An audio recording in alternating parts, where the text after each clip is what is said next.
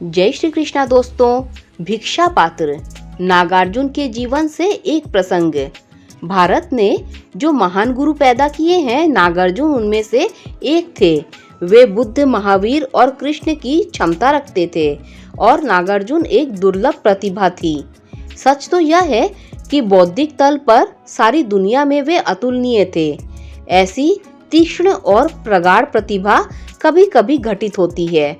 नागार्जुन एक नगर से गुजर रहे थे। वह राजधानी है और नागार्जुन सदा नग्न रहते थे। उस राज्य की रानी को नागार्जुन के प्रति बहुत प्रेम था, बहुत श्रद्धा थी, बहुत भक्ति थी। नागार्जुन भोजन मांगने राजमहल आए। उनके हाथ में लकड़ी का भिक्षा पात्र था। रानी ने उनसे कहा कि आप कृपा कर मुझे यह भिक्षा पात्र दे दें। मैं इसे आपकी भेंट समझूंगी और इसकी जगह मैंने आपके लिए दूसरा भिक्षा पात्र निर्मित करवाया है। नागार्जुन ने भेंट स्वीकार कर ली। दूसरा भिक्षा पात्र सोने का था और उसमें बहुमूल्य रत्न जड़े थे। वह बहुत कीमती था, लेकिन नागार्जुन ने कुछ नहीं कहा। सामान्यतः कोई सन्यासी उसे नहीं लेता। वह कहता कि मैं सोना नहीं छूता हूँ, लेकिन नागार्जुन ने उसे ले लिया। अगर सच में सोना मिट्टी है तो भेद करना क्या? नागार्जुन ने उसे ले लिया। रानी को यह बात अच्छी नहीं लगी। उसने सोचा कि इतने बड़े संत हैं, उन्होंने इनकार करना चाहिए था। स्वयं नग्न रहते हैं, पास में कुछ संग्रह नहीं रखते, फिर उन्होंने इतना कीमती भिक्षा पात्र कैसे स्वीकार किया? और अगर नागार्जुन इनकार करते तो रानी उन पर लेने के लिए जोर डालती और तब उसे अच्छा लगता। लेकिन नागार्जुन उसे लेकर चले गए। एक चोर ने नगर से उन्हें गुजरते हुए देखा। उसने सोचा कि यह आदमी ऐसा बहुमूल्य भिक्षा पात्र अपने पास नहीं रख सकेगा। कोई ना कोई जरूर उसकी चोरी कर लेगा। एक नंगा आदमी कैसे उसकी रक्षा कर सकता है?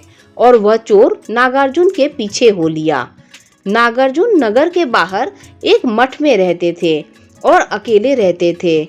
वह मठ जीर्ण शीर्ण था। नागार्जुन उसके भीतर गए। उन्होंने अपने पीछे आते हुए इस आदमी की पदचाप सुनी। वे समझ गए कि वह किस लिए पीछे पीछे आ रहा है। वह मेरे लिए नहीं, इस भिक्षा पात्र के लिए आ रहा है, अन्यथा इस जर्रा जीर्ण मठ में कौन आता है? नागार्जुन मठ के अंदर गए और चोर बाहर दीवार के पीछे खड़ा हो गया। यह देखकर कि चोर बाहर ताक में खड़ा है, नागार्जुन ने भिक्षा पात्र को दरवाजे से बाहर फेंक दिया।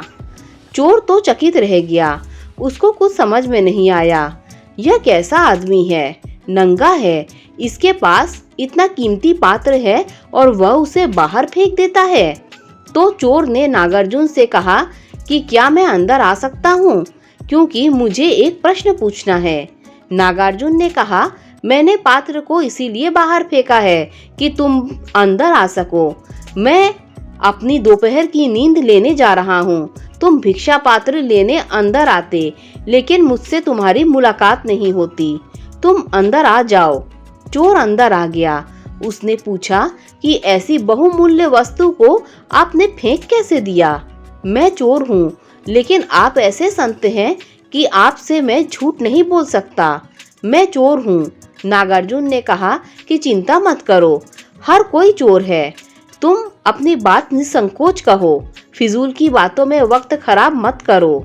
चोर ने कहा कि कभी कभी आप जैसे व्यक्ति को देखकर मेरे मन में भी कामना उठती है कि काश इस स्थिति को मैं भी उपलब्ध होता, लेकिन चोर हूँ और यह स्थिति मेरे लिए असंभव है।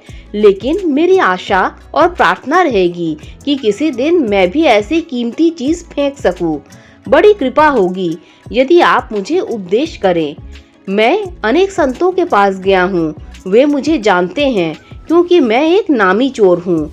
वे सब यही कहते हैं, पहले तुम अपने धंधे को छोड़ो, तभी तुम्हें ध्यान में गति मिल सकती है। लेकिन यह मेरे लिए असाध्य मालूम होता है। मैं चोरी का धंधा छोड़ नहीं सकता। क्या मेरे लिए ध्यान नहीं है? नागार्जुन ने उत्तर में कहा कि अगर कोई कहता है कि पहले चोरी छोड़ो और तब ध्यान करो, तो उसे ध्यान के बारे में कुछ भी पता नहीं है। ध्यान और चोरी के बीच संबंध क्या है? कोई संबंध नहीं है। तुम जो भी करते हो किए जाओ और मैं तुम्हें विधि देता हूँ, तुम उसका प्रयोग करो।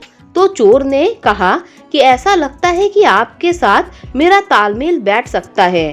क्या सच ही मैं अपना धंधा जारी रख सकता हूँ? कृपया जल्दी अपनी विधि बताएं। नागार्जुन ने कहा, तुम सिर्फ होश रखो, बोध बढ़ाओ।